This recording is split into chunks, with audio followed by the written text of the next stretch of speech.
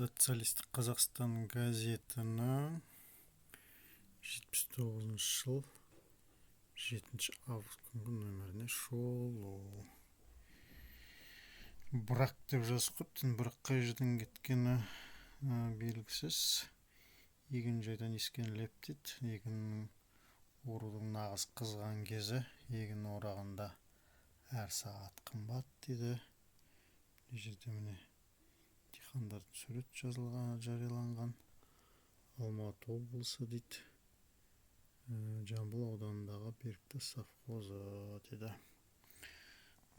Партияның саяси сарбаздары дейді. Сондай мақала. Достық кездесу дейді. Бұл жерде Брежнев, поляк біріккен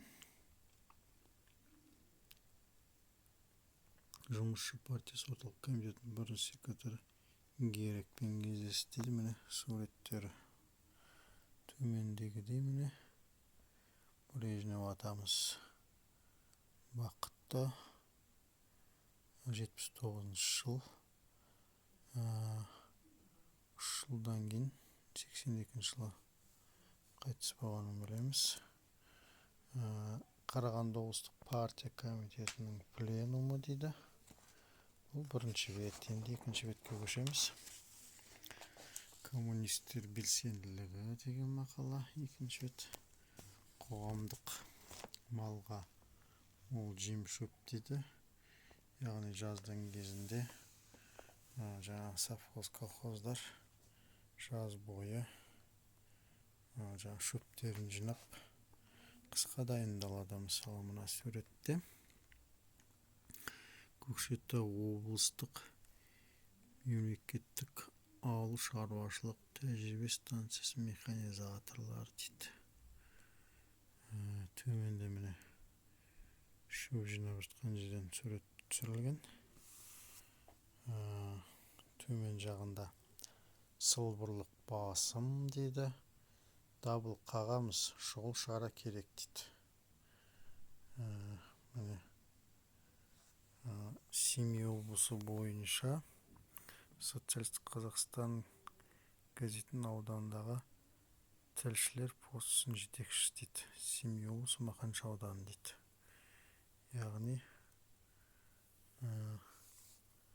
бұл жерде сыни мақала болған екен.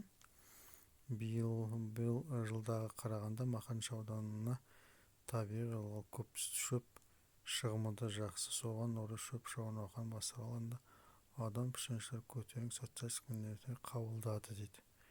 Олар Жамбыл облысы еңбеккерлері мен көршілес жатқан Үржар ауданы пішеншілердің патриот бастамасын қызу қуаттап 180 мың тонна жемшөп әзірлеуді межелеген болған дейді. Бірақ осы меже орындалмай жаңағыдай сынға ұшыраған екен. Сол туралы мақала жазылған. Енді үшінші бетке көшеміз. Жаңа жеңістер алда дейді. СССР халықтарының 7-ші спартакиадасы салтанатты түрде жабылды дейді. Сол туралы хабарлама жазылған, сурет жоқ. Бұл жерде әлемнің әр шалғайынан дейді. Шолу материалы. Объективте социализм елдері дейді. Поляк халық республикасы туралы, Моңғол халық республикасы туралы міне жазылған фотохабарлар. Жексенбі күнгі шетел хабарлары дейді. Ауғанстан үкіметінің мәлімдемесі дейді. Кабул 6 август. Бақтар агенті Ауғанстан Демократиялық Республикасы үкіметінің мәлімдемесін таратты. Онда шетелдерден Кабулға келген контрреволюционерлер тобы кеше жергілікті реакцияның қолдауымен қалада тәртіпсіздіктер туғызуға тырысқаны айтылған. Қауіпсіздік күштері мен ауған армиясының бөлімшелері бүлікшілердің қозғалысын басып, тыныштықты қалпына келтірді.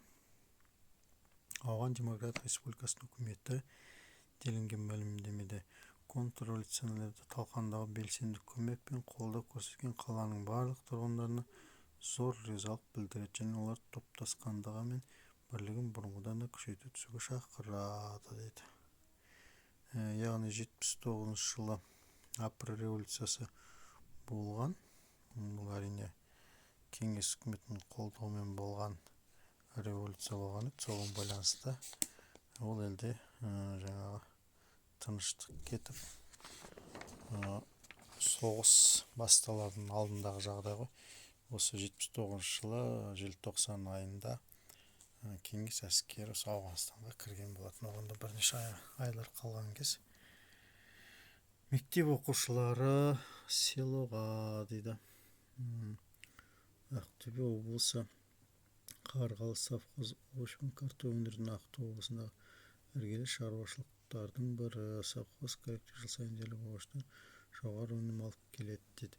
Ол кезде міне мектеп оқушыларды жаз айларында ауылдарға, совхоздарға барып еңбек ететін. Осы Ақтөбедегі сондай бір еңбек лагерін жүргізген фоторепортаж. Ол кезде абитуриенттерге арналған анықтама дейді. Талғар қалалық монтажшылардың нөмір 44 орта кәсіп техникалық училищесі оқушылар қабылдайды дейді. Ақжелеңді абзал жандар деген мақала жарияланған. Хаттарға шолу дейді. Мына жерде білесің де күлесің деген айдармен қара туфли деген әзіл әңгіме жарияланған. Авторы Ғаббас Қабышев дейді. Мына жағындай теледидардың бағдарламасы ол кезде Москва көрсететін, сосын Алматы және Алматы қаласында Фрунзе, қазіргі Бішкекті де көруге болатын. Редактор Байжанов дейді. Басылып шыққан жері Қазақстан Компартиялық комитетінің баспасының баспаханасы, Алматы, Ленин проспект 4-ші үй дейді. Мына жерде редакцияның суреті көрсетілген. Орысша жазылған. Социалист Казахстан, Органская коммунистическая партия Казахстана, Верховный Совет и Совета министров Казахской ССР. Мына жерде редакцияның адресі көрсетілген. Алматы қаласы 44 индекс, Горький көшесі 50-ші үй дейді. Телефондар берілген. Редактордың орынбасарлары, бөлім редакторлар және облыстағы тілшілер деп. 7 тамыз 79 жылғы Социалистік Қазақстан газетінің нөмірін шуылымызды аяқтаймыз.